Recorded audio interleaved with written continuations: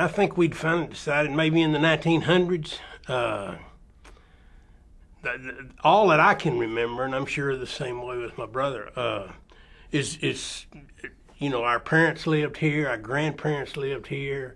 But looking back, I've got a little old family tree book over here that my aunt did some work on, and she taught English for a long time at Carrollton, so she really spent a lot of time on it. And she said they came down like in the 1900s, wasn't it? Mm-hmm. In the 1900s. But all we can remember, is now I know our great ancestors. The first postmaster of Carrollton was what John Myers. John Franklin Myers, because he's the one that had the little store down on the square, and he was a descendant of David Myers, who was the first Union Baptist preacher in the territory. But we other than that, we really don't. I don't know a lot more about it. Our father had a laundry down on the square of Carrollton, and I remember being down there, playing on the square, playing underneath the underpass. It was just a small town, just a wide place in the road. Well, my dad got out of the service in probably 45. He was in World War II, so he got out in 45. And him and his brother, Darrell, which it was a big family. Like way back then, they had big families though. Started a laundry, where you go in and wash your own clothes. That they don't, like so many things now, they don't have that anymore. But people would come down, and that's I guess the first time that I have any memories of it. And that was probably 47, 48. Yeah. And I guess Dad kept that laundry for, 15 years? Yeah. But 35 going north now to Denton is when I took the laundry in. That's what happened. They bought the property that the laundry was sitting on. But it made him a living, made our family a living, all those years. People would come down like on Monday or Tuesday and bring their clothes in a big old wash bucket. They'd be in the back of their car. You got to remember now that the ladies now, the females, most of them didn't work. They didn't work outside the home. Let me say that. And you talking about, these ladies, it was really, really something. I don't know that my wife could do what they had to do way back then. But they'd take their clothes out. Dad had 10, 5 on one side and 5 on the other, 10 washing machines, and every washing machine had 3 wash tubs around it that they would rinse their clothes. That thing would fill up on Monday and Tuesday with a waiting list now to get in to wash of 10 to 15 people. Mm-hmm. These ladies would finish washing now. Then they would load their clothes back in their car, take them home, and hang them on a clothesline outside the house. It's just, I don't guess anybody has clothesline anymore, do they? Mm-hmm. And what they did and you talk about unbelievable now, this is in, probably 50, probably 49, 50. It was like 60 cents an hour now to use this washing machine, because you just rented it, But now he gave them 3 rinses, separate rinses. He gave them the tub that the clothes went in, and furnished the electricity. For 60 cents an hour. Just. But anyway, and then when you say, well, what happened in the winter? There's a lot of times that the weather was bad. It was raining. They couldn't hang their clothes out, So what they would do, he would dry their clothes for them and charge them 5 cents a pound. I mean, and you're just not talking, you're not talking about a lot of money, but it didn't take a lot of money to live back then, I guess. We can't, I think everybody was about the same. We don't ever know, I don't ever remember anybody saying that guy's got a lot of money or he's more well off than we are. Because people didn't have washers and dryers back then. You mean on their own? On their own, yeah. That was just unheard of. Yeah. After school, we'd go down and gosh, we had the little chores we had to do. I guess Dad closed about 6:30 or 7, so we'd get there at 4 o'clock. After the time we went home and ate a little old sandwich, Mom would fix us a sandwich or whatever. We'd get there at 4, so we'd have to sweep the floor, take all the trash out, and make sure the machines were all cleaned up for the next day. It was just so different than it is now. I mean, it's so different than even what I raised my children and the way Ray raised his. I mean, we wanted them to have it better. I don't know that, but the way it was pretty good. You know what I'm saying? I went to Carrollton Elementary, which was, I guess, the only elementary in Carrollton at the time. And then when it was time to go to junior high, instead of going to what is now DeWitt Perry, they had just built R.L. Turner School. It wasn't a high school, it was R.L. Turner. So I went my junior year, or intermediate years, there, and then as soon as it was time to go to high school, they turned R.L. Turner into a high school. So I only went to 2 schools, Carrollton Elementary and then what is R.L. Turner now. And I think every year since then they've built another wing on R.L. Turner. But I never went to DeWitt Perry. It was, you knew everybody. Yeah. You knew everybody. And you knew the parents, you knew the teachers. You could see the teachers in the stores or in the streets, and everybody was friendly. And now then everything is just so big. It's just so big. You don't know hardly anybody. Carrollton had a couple of good years of football, and then it was just kind of mediocre after that.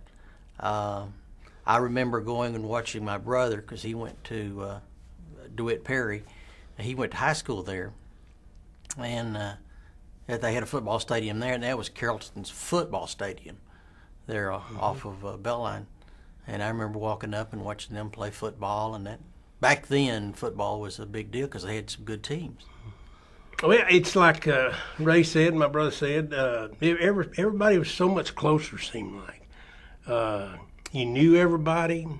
The teachers seemed like they took so much more interest in you.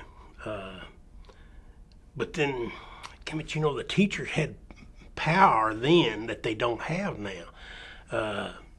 Getting in trouble at school was nothing compared to what was going to happen when you got home. I mean, and by the time you got home, your parents ended up finding out about it. Now, I don't know, but you got to remember now, all these teachers lived in this area. Do you remember how many was in your senior class? It was about 75 or 80, I think, in mine. But the same way, we knew every one of them, and also the teachers. Now, most of the teachers, you went. Not only did you go to school with them, you'd end up going to church with them. And you just saw them all the time. It was nothing to see the teachers down on the square, which was the only place that there was the square. And I think that they just took an interest in it, in other words. But goodness gracious, I know there's a couple of things that I did that I wasn't necessarily proud of. My Lord of mercy, boy, my daddy, I thought was gonna kill me. I mean, Lord of mercy, it'd be child abuse now. You know what I'm saying? Oh boy. Bill had 75. He had about 75 in his senior class, and I had right around 400 in my senior class graduating. So there's a lot of difference, a lot of growth. The laundry you know what the square, you've seen the square, everybody knows where the square is. There's a red building on the northwest corner that belonged to Roy Gravely. And Roy Gravely, unless I'm mistaken, was Milburn's uncle. right? I think that's right. Anyway, and Milburn ended up with it, who used to be the mayor here for several years. And it was right behind the red building that's on the square now, because that's where the highway went, see? In other words, no, it was right behind it. It was right behind the red building, yeah. And right behind the American Legion, which is still there, yeah. But you knew all the merchants on the square. And that's another thing that's so different. There was like 2 or 3 doctors. There was a Dr. Fiegel who brought me into the world and brought my brother into the world. And we went to forever. If you needed to see him, he'd leave his office open, which is still it's on Carroll Street and Myers Street. They named the street for the Myerses. It's an old gray building. You'd just walk in there. I mean, it was all wide open, and just get in a little old. You just sit in one of the little old chairs and wait till the doctor came in from lunch, and he'd see you. In other words, and it wasn't any of this. You got the insurance now. You got all the, and they'd just bill you at some point. I guess 30 days or whatever, and then you'd go get your prescription filled. Mm-hmm. And if you didn't have the money to pay for it, then they'd send you a bill on that. It was just so different. Whereas now, if you go to the doctor, and maybe they have to be like this. My lordy, they ask you 100 questions before you can even see the doctor. I mean, it's just. You knew all the merchants. Mm-hmm. All the merchants knew you. Used to go crawdad fishing. You could go down to the grocery store. Guy'd give you he'd wrap it up, but he'd give you a handful of fat, bacon fat, tied on a string, go down to the creek, go crawdad fishing. Go to the plaza. I don't remember what it cost to go to the show, probably $quarter. But that was the big deal, because there wasn't shows like they are now. But you could go anywhere on the square and feel safe and go and do whatever you wanted to do. And there's always somebody that knew you, always somebody that was looking out after you. If you went just to do something, you could just go sit on the square, and you'd see you driving by. You'd see some of your neighbors driving by. Well, they've been to visit so and so, because there wasn't a lot to do. You either went to the movie show, or you went and played cards. You played dominoes. Everybody played dominoes. I mean, there just wasn't. Or you'd go out and cook something. They'd cook out. There just wasn't a lot of things to do. But there's an older gentleman named Pop Woods. That goodness was a good friend of Miss Linda's. You'd go and you'd come in if you did go downtown or whatever, and you came in. It was 10 or 11 o'clock at night. Well, Pop Woods, who was the night watchman, was on the square, and he was sitting in his car. I don't know if you know this or not. And you could go over to him, and he would let you in the Rainbow Pharmacy, which is on the east side of the square. And he had a key to get in, and he'd give you any kind of ice cream you wanted, and then you'd pay for it now. But I mean, no, it was just that. I mean, you'd all sit around and talk. How you doing? Where'd you go tonight? And you'd eat your ice cream and go home, and he'd get back in his car and wait till somebody else came by. It was just so different. There was an ice house down on the square. Yeah. And I remember that. In the summertime, you could go by and you'd tell him you're hot, thirsty, whatever. He'd take an ice pick, big 25, 50-pound block of ice, and he'd just tap you off a piece and hand it to you, and you'd sit there and eat on that. And you'd just be as happy as you could be. You'd do that as many times as you wanted to do it. But it was just so different back then. Yeah. My dad, that's one of the things that my dad did when he was growing up. Him and his dad had the first ice route in Carrollton. I don't know if because that's in that little book that some lady did. They'd give it Tanya, somebody or something wrote, and it's a picture of Dad and his dad on the ice, and they've got the horses now. Yeah. But no, I don't ever remember them delivering the ice now. No. But you're right though. And they had 100 different kinds of cold drinks, and I think the cold drinks were what, 5 cents or a dime or something, and you could go through and oh yeah. I know one of the happiest times of my life is when I was a junior. I was going to get to work for my uncle worked for Coca-Cola. Had worked for Coca-Cola forever, and I worked for Coca-Cola, so I didn't have to work at the laundry. And without saying it, and I don't want to cause trouble, but my brother was kind of the one that they really liked. They thought more of him than they did me, so he didn't have to work near as hard as I did. I just want to be sure and get that in. Sure. But anyway, I did the cold drinks. I worked on a truck one summer, and then I worked in the syrup plant one summer. And you talking about happy? I was so happy. But boy, my dad was hard to work for, though. My goodness mercy, you know that. Yeah. And, my dad ended up when my dad got sick. And when Linda asked me to do this and Raymond to do it, we went back and looked at. We didn't even realize my dad was in World War II. He lost consciousness over in Guadalcanal. Isn't that right? Guadalcanal. And he was unconscious for 3 weeks. We did not, but he never talked about it. The whole battalion had gotten killed, and it was really a bad thing. But my dad never talked about the war. But anyway, he was unconscious for 3 weeks, and that was good that we found out about that. It's when my dad got it's somewhere in here now in the laundry.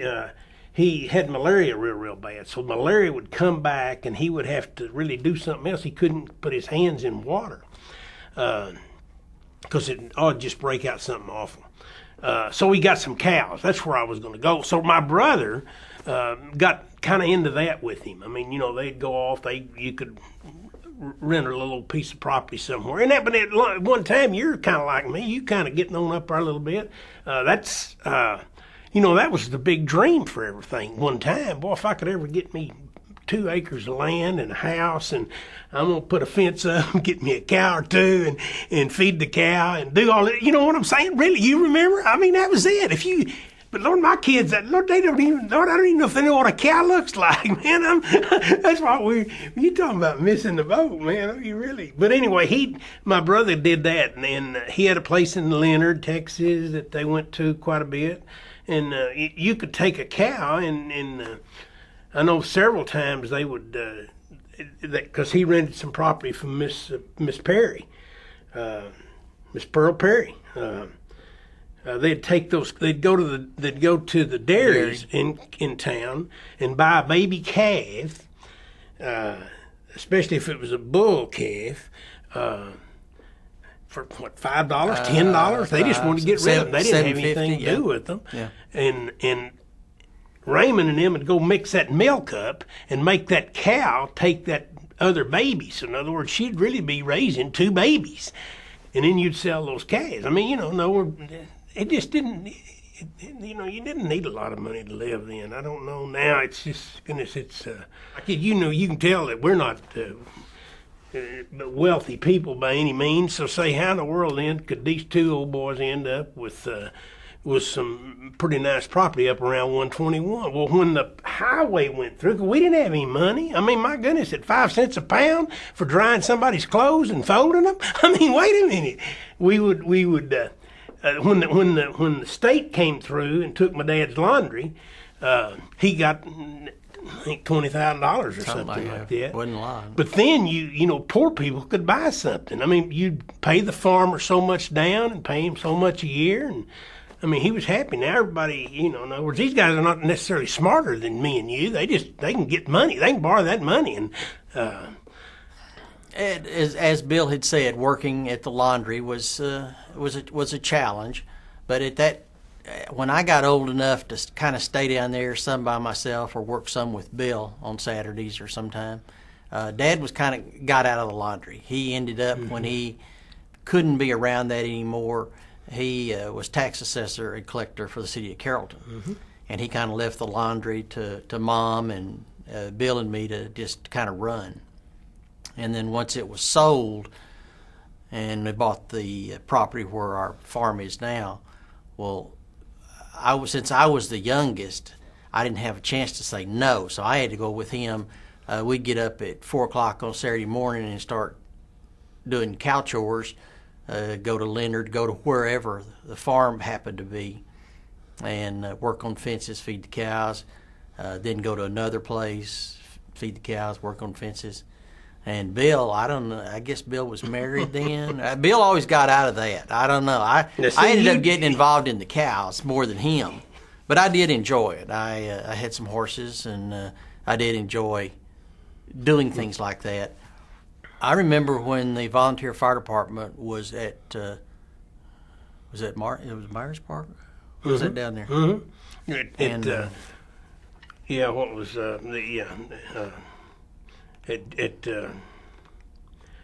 Third and yeah, is that what it is? 3rd Street. I remember whenever the siren would go off, what they would do. They had a big blackboard in there, and being down on the square a lot, the volunteer firemen would come in. The first one that was there would always write on the blackboard where the fire was, and so when the other firemen would come up, volunteer firemen, they would just drive by, see this big old blackboard that said go to Josie and Denton Drive or something, and they'd just take off, and that's where they'd go.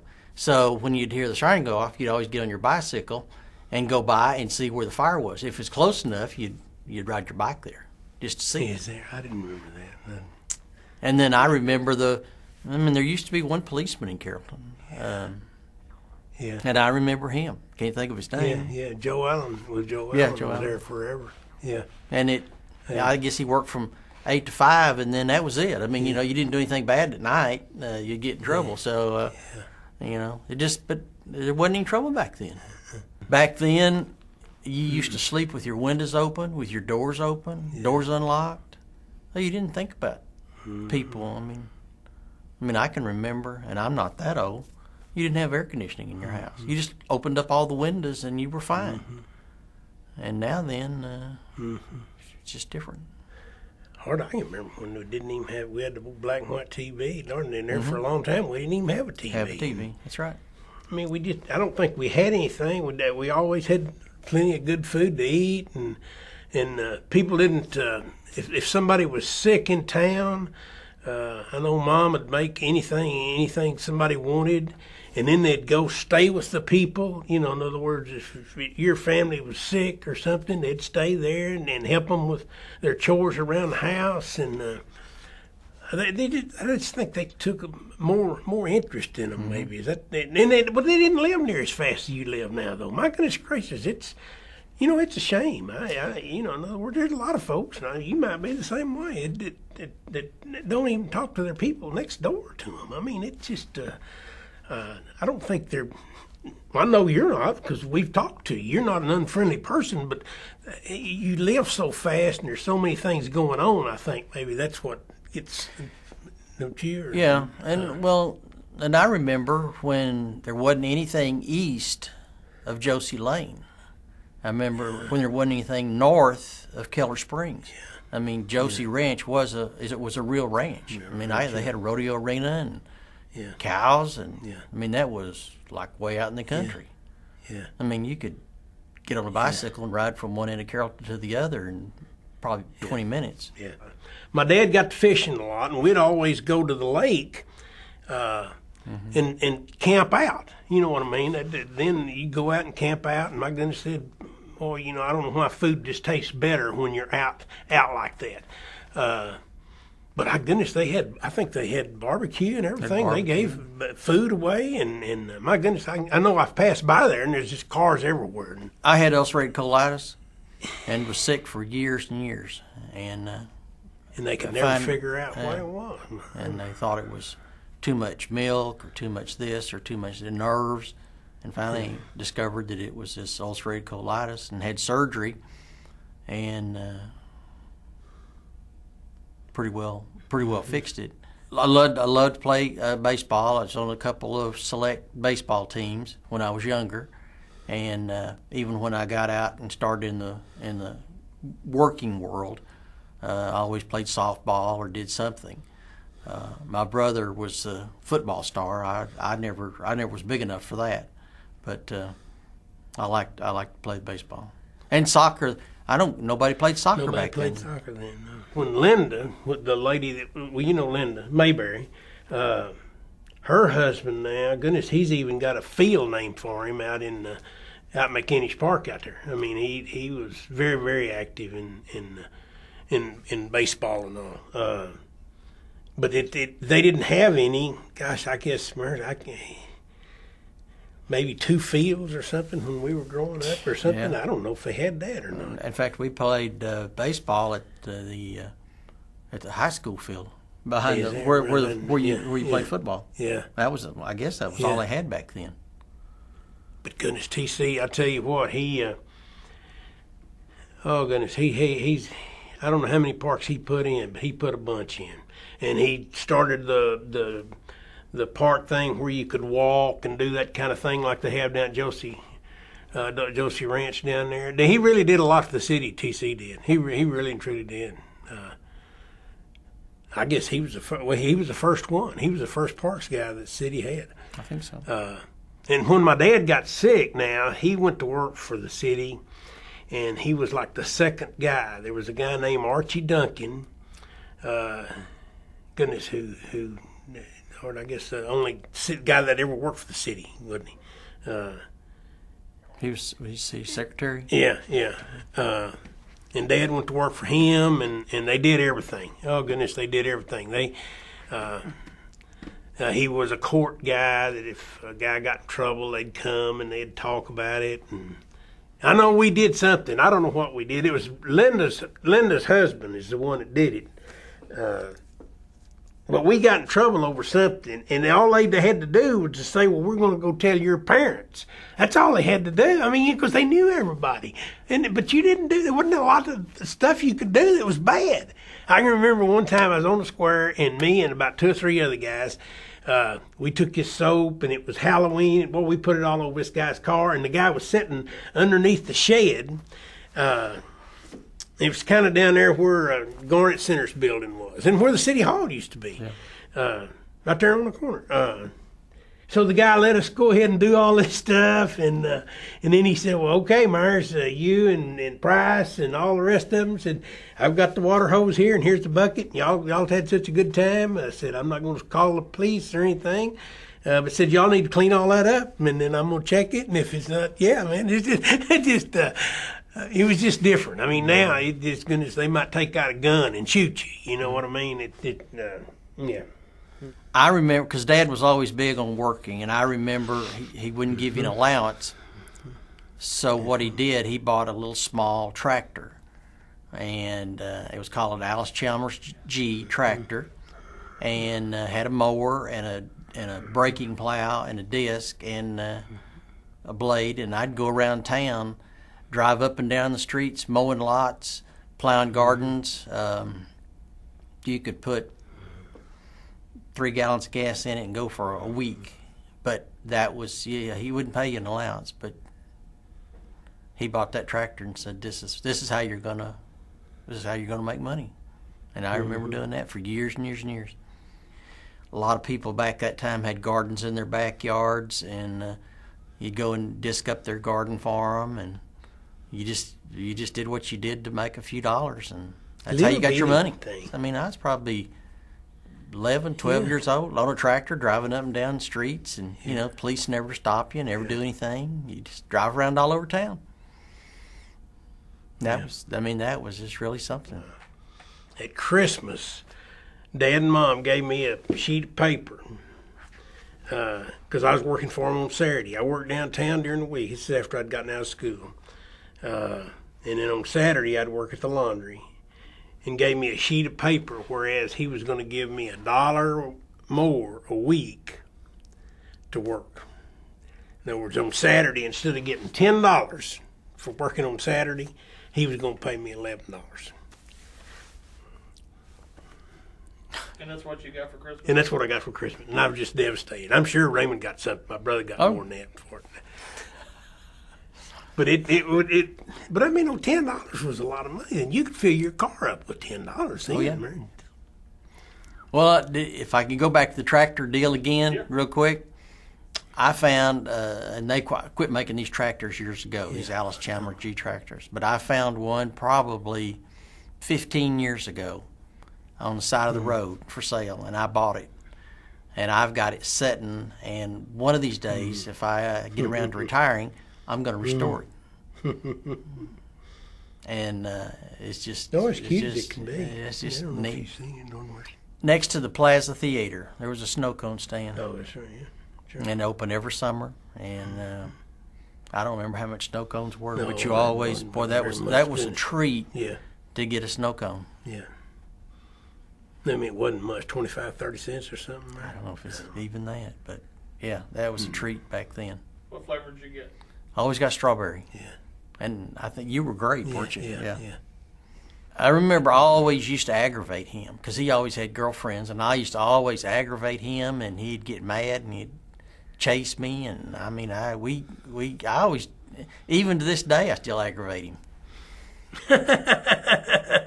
That's half the fun of being his brother. I get to aggravate him. I just miss the little small hometown atmosphere where you knew everybody, and you could go down the street waving at people, and you just knew everybody. And it's just different now. It's not good or bad. It's just different. It's just grown. Over here, I try to come up here 4 or 5 o'clock every day and walk. 2 days ago, I was up here, and a lady got out with a dog. Had a little bitty cute little girl with her, and she had 2 water bottles. So I said something to the little girl, and because I was standing by one of the benches down there. I said, well, you didn't have to do that. You know, I appreciate you bringing me some water. And the little girl looked at me. My goodness, you would have thought that I was going to beat the little girl to death, man. I'm serious. I don't know if I told you. Anyway, and she didn't know how to take it. And anyway, I said, well, I'm sorry. I didn't mean to bother y'all. I was just, the girl, cute little girl, you got a beautiful little dog. And so I need to see the dog about getting the water. Is that right? Because she had 2 waters, because so you're going to get thirsty. And do you know, after she walked around and I walked around, and we started getting in the car, and that little girl brought me the water up. But she was scared to death at first. She didn't know if I was going to shoot her, what this crazy old man doing, or in other words, I think I miss that more than anything. And then I miss when in other words, you tell me you're going to try to do something, you're going to try to do it. It's just. Your goodness, you don't have to. And you know what's kind of bad in a way is that's the way we try to run. We have a little business here in Carrollton. And goodness, we used to have 3 sheets of paper that we'd do jobs on. And now I guess it's probably an inch thick. My goodness, it takes a guy with an attorney to read. And it's just, if I make you mad and I've said something ugly to you, I don't like that shirt. Well, I can't say that to you unless I say it to, in other words, it's just, we seem like we've gotten away from just the simple stuff. Now, it's not anything fancy about it or anything, but I miss the friendships, I think. Dadgummit, I'm glad that I was born and raised here, and I think my brother is too. Yeah. Good Lord been good to me now. He's been good to my brother, and he's been good to our family. I'm like Bill. I'm glad I was born, grew up here, raised a family here. Mm-hmm. There's not another place I would rather be than Carrollton. Yeah. Even though I physically live in Louisville, I always consider Carrollton my home. I could never imagine leaving. A lot of memories here. Yeah.